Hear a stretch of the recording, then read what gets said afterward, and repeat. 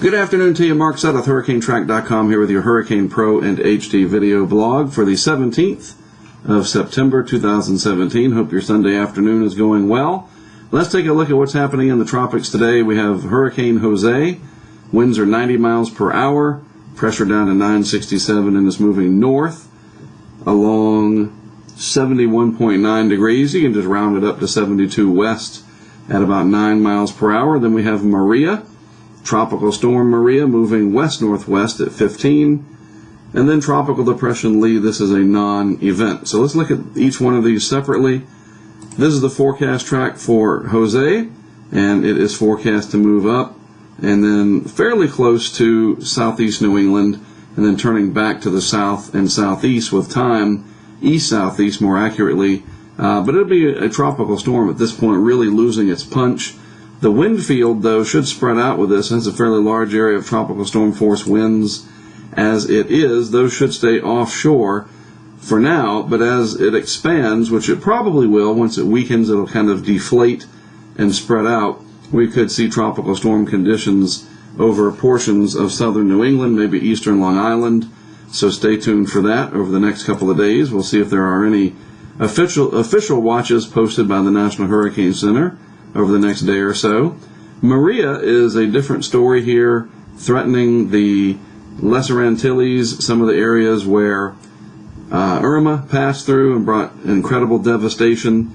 The latest forecast track brings the center of Maria pretty much over Puerto Rico, perhaps over the Dominican Republic, and that would put these islands here, such as Antigua and Anguilla in the U.S. British Virgin Islands area, Barbuda, St. Bart's, all of those areas will be on the north side of this circulation, so very heavy rain and the possibility of hurricane conditions spreading back through. Too soon to say if the core itself, if Maria ever develops a solid core, will move over that region. As far as areas south, like Barbados and Trinidad and Tobago, no problems there in terms of direct impacts, and certainly not the center passing by.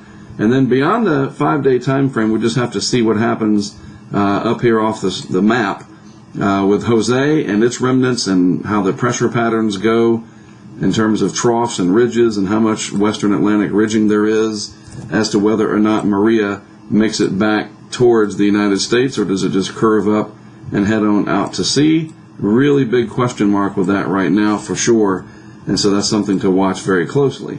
And then, of course, as I mentioned, Lee, that's really a non-event. So let's look here in the eastern Pacific, because we do have Norma hanging off the coast here of the Baja, not expected to make landfall now. Look how quickly that whole scenario fell apart. It looked like it was going to come up and cross the Baja. Now it never makes it, but it will continue to produce a rain threat for this area and not make a direct hit.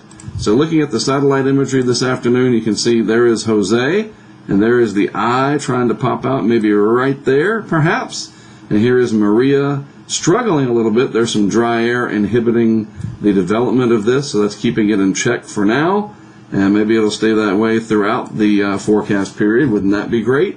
But in case it doesn't, people down here in the islands from Guadeloupe up through the U.S. and British Virgin Islands and everything in between need to be very careful, very ready to do what they can to protect themselves, because you are very exposed down there, those folks are, and they need this warning, so please pass this along.